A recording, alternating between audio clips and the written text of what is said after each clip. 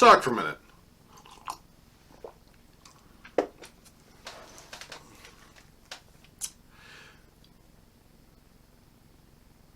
One of probably the most telling stories in the SCA for me involved a conversation I had with the head herald for Ansteora, Star Principal Herald.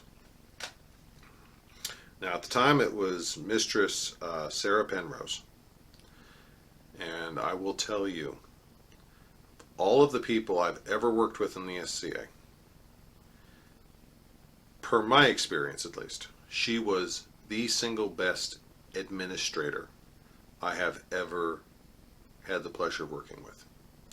Now, that sounds like an interesting compliment. For some people, that's kind of a left-handed compliment. I assure you it's not here. And we'll get to why in a second, but I say that with reverence. And some of the diplomatic and administrative decisions she made in her tenure as Star Principal Herald are still, to this day, for me personally, examples of leadership and coordination for large groups. She was a marvelous person to work under, and I look back at those times under her leadership very fondly. But one day she reached out to me, and she said, "Ivo, question for you." Okay, what's that? She goes, "You have any heralds up there who might be available to take an office?" I thought about that for a second, and I said, "Really, what office do you have in mind?" And she goes, "Well, Northern Regional Herald is coming open, and you used to hold that office, so I wanted your thoughts on who could take it." And I thought about that for a second. I immediately said, No. Quit poaching our good book heralds for your paperwork job. Go poach someone out of the Centurion Circle. They're good at bossing people around." She laughed. And as much as I want to say I was joking, there's an important truth behind that joke. Has Northern Regional Herald. I served as Northern Regional Herald of Ansteora for a year. And I can tell you that in that year's time, I had to use what could be considered heraldic knowledge a grand total of once. I never opened a court as Northern Regional Herald. I never dictated a ceremony. I never organized anything. That job was entirely and only administrative. And I knew that going in. I absolutely knew that going in. It was not, that's not a slight on the job, but at the end of the day, the job of Northern Regional Herald is to coordinate all of the local heralds and to condense their information down so that Kingdom Herald, Star Principal Herald in our case, is getting 3 reports. At the time it was 4 reports instead of 34 reports and having to siphon through all that information. That was our job. And the college had kind of fallen into, and I'm not getting on to Sarah. Like I said, she was a phenomenal administrator, but the tradition was that a good book or site or list, a good classically trained herald should take that position. And after having held it for a year, and after having done a million other things heraldically related since then, I was of the opinion that no, we need our good rank and file heralds down on the front lines at the local level doing names and arms consults with the local people and opening courts with the local courts. And we need an administrator at the regional level. And when I said, go loot the Centurions, yes, I was joking. I would never, seriously, I'm not accusing the Centurions of being bossy. I think we're all equally guilty of that. But the fact of the matter is that the Centurions are just as well equipped to be regional heralds as any local herald I know is, because the job is administrative. And as a footnote to this, I think it was a couple of months later, I was at Red Tape, which for those of you outside Ansteora is our administrative biannual event. Every 6 months, all the officers get together, and it's kind of a huddle to plan out the next 6 months of administration for the kingdom. and Centurion Vlad was there. This is before now Count Vlad was even a knight. And totally separate from this, I had not talked to him at all about this conversation. He happened to attend a meeting where he found out that Northern Regional Scribe was coming open and there were no applicants at the time. And he said, well, I mean, if it's only paperwork and organizing, I can do that. And he put in an application. Now, as it turned out, someone else actually put in and got the position who had a stronger application administratively.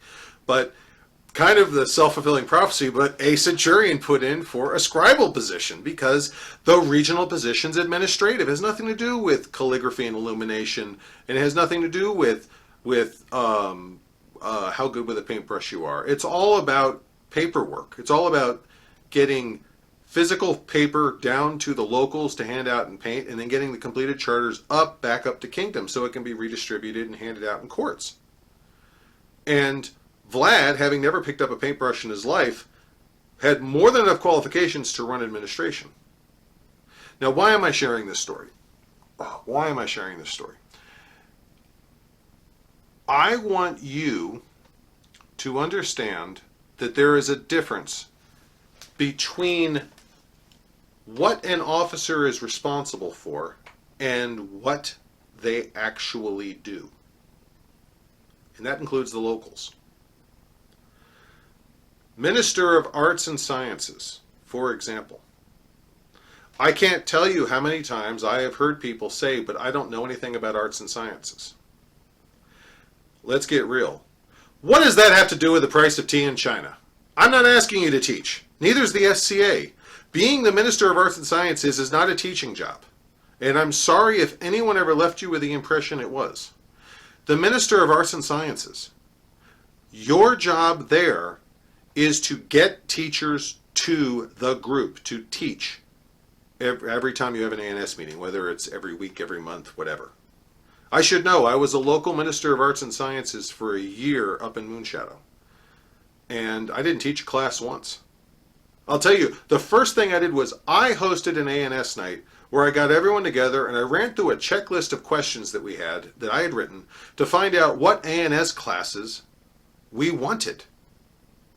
And resultant from that, we had 11, because we do one class, we were at the time we were doing one class a month. We had 11 really well-attended classes over the rest of the year because I was giving people exactly what they wanted. We had a class on persona. We had a class on arrow making. We had a class on, I think we did metal casting. And we had a class on fabric painting for tents. The moment I had the list of what people wanted, I was like, okay, and I worked the email list, I worked social media, I was traveling a lot at the time, so I was talking to people in other groups face to face, and I was saying, what do we want? What do we want? Who's out there? Who can teach this? I wasn't necessarily looking for teachers to teach anything. I was, who can teach fabric painting? Who can teach hat making? Who can, whatever. There wasn't an arts and sciences thing one in that entire year for me. That was all administrative. It was all about me pushing papers and connecting people and getting people to show up so that they could teach class. Same with Knights Marshal. I've heard a couple people go, I want to be Knights Marshal, but I don't fight. Again, what does that have to do with the price of tea in China? I'm serious. You do not need to fight to be a Knights Marshal. In point of fact, an argument can be made that a Knights Marshal who doesn't fight is better for it because they are not being pulled out of the role of being the Knights Marshal to go fight. Because when you put on armor and go fight, you're no longer acting as a Knights Marshal, you're acting as a fighter. For someone who is not distracted by armoring up, maintaining their own armor, their practices, they can keep up on the paperwork of releases and the checklists and doing armor inspection. You don't have to fight to be a Knights Marshal. You do not need to fight to be a Knights Marshal. I know plenty of people who show up and never put on armor. Their job is safety and weapons and armor inspection. That is the job of the Knights Marshal, and of course the paperwork that goes with it. It's a safety administrative office. And I know plenty of people who do that job all the time who never fight, but they're good at being Knights Marshal. Same with Rapier Marshal. It's the exact same thing with Rapier Marshal. You don't need to fight Rapier to be a Marshal. Now, I am a archery Marshal. I'm also an archer. That's coincidental because part of what I want out of my archery studies is to also learn the SCA safety protocol so I can help run a range. That's a courtesy to our local marshal who I got certified so that people could fill in when he was doing National Guard one weekend a month. But you don't have to shoot archery to go do archery marshal. Really, you don't. The only thing you need to know are the range rules and the safe distances. You don't need to own or shoot a bow and arrow to be an archery marshal. You will learn about the equipment in any of these just by the nature of you have to do the inspections on them. But it doesn't mean you have to shoot. Matter of fact, an argument could be made that someone who's not a archer would make a good marshal because they're able to concentrate on organization and setup and not be distracted by they want to go practice too. Now, truth of the matter is the guy that our local marshal, he runs the range just fine, and the other two authorized marshals in the group, pick up for him when he is shooting, so that there's always a marshal around the range. He can concentrate having fun, but if you're not shooting, you can still do the job. You can still absolutely do the job. Seneschal. Seneschal is kind of a different animal, but again, the Seneschal is part of their role is kind of jack of all trades. They have a foot in each other office. They're responsible for coordinating all the offices. That doesn't mean they have to do all of them. There's a difference between being knowledgeable of and doing them. Go down the list. There are so many offices that people are like, but I don't do that. I'm like, I'm not saying you have to do it. I'm saying you have to organize it. There's a difference. SCA offices are administrative. Now, they're necessary, and I'm not diminishing the people who do it. And I'm not bad-mouthing the people who do practice arts and science or rapier or heavy fighting while they are in those roles as an officer. That's fine. But there are so many new members right now who I've heard say, I want to be Minister of Arts, or I can't be Minister of Arts and Sciences. I don't do ANS. Yes, you can be Minister of Arts and Sciences. You don't have to do ANS to do it. Or they say, I can't be a Knights Marshal. I don't fight. Yes, you can be a Knights Marshal. You don't have to fight. You have to learn how to be a Marshal. It's totally separate rules. It's the same thing. I'm not saying this, again, I want to reemphasize, I'm not saying this to diminish people who do practice the discipline that they are administrating. But for people who want to help out, who want to help the local game, please understand that these roles do not require you to be a participant at the ground level. They require you to administer it. And those are two different things. You don't do arts and sciences, that's fine. You can still be, and probably very likely will be, a bang-up Minister of Arts and Sciences. You don't fight, that's all right. You can still be an amazing Knights Marshal. Seriously. I'm not saying that motivationally. I'm saying that in point of fact. Being a Knights Marshal is about knowing how to do the inspections, knowing how to mark off the field, knowing how to check the weapons, knowing how to check the armor. You don't have to fight to do that. You have to know how to do it. And there are people out there who will teach you. Same with Rapier. A lot of these offices are administrative, and that's what they do. The Reeve is probably the one that's most self-explanatory. Everyone's like, oh, I don't want to deal with money. Okay, that's fair. That's what the Reeve does. But for so many of the others, the Herald's office. I'm a local Herald. I can tell you right now that, yes, there is a lot of work I do heraldically, and Herald's office is kind of an interesting animal because if you do want to do, if you are knowledgeable of heraldic work, it is there for you to do.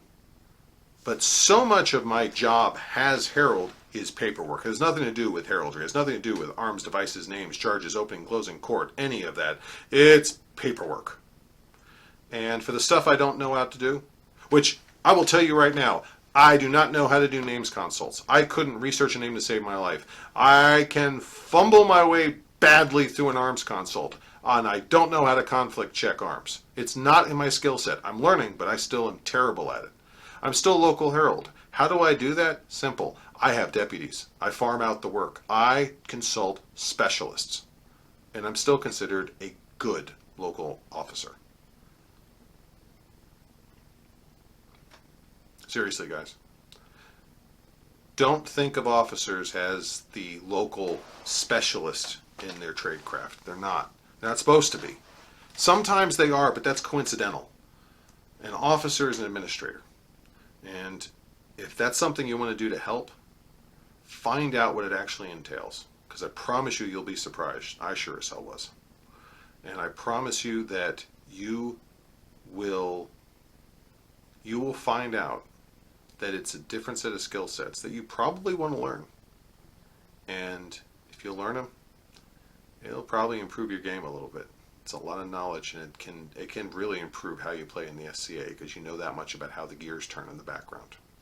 But the one thing it doesn't require, the one thing it does not do, is it does not require you to learn what you are administering in order to be a good administrator. The local herald does not have to be a know-it-all herald. The local Knights Marshal does not have to fight. The local Rapier Marshal does not have to fight. The local Archery Marshal does not have to shoot. And the local Minister of Arts and Sciences does not have to teach a single damned thing. So, now that I've got that out of the way, small soapbox moment. If you have any questions, feel free to leave them in the comments down below. But until then, until next time, I will see you at the next event. Goodbye. God bless.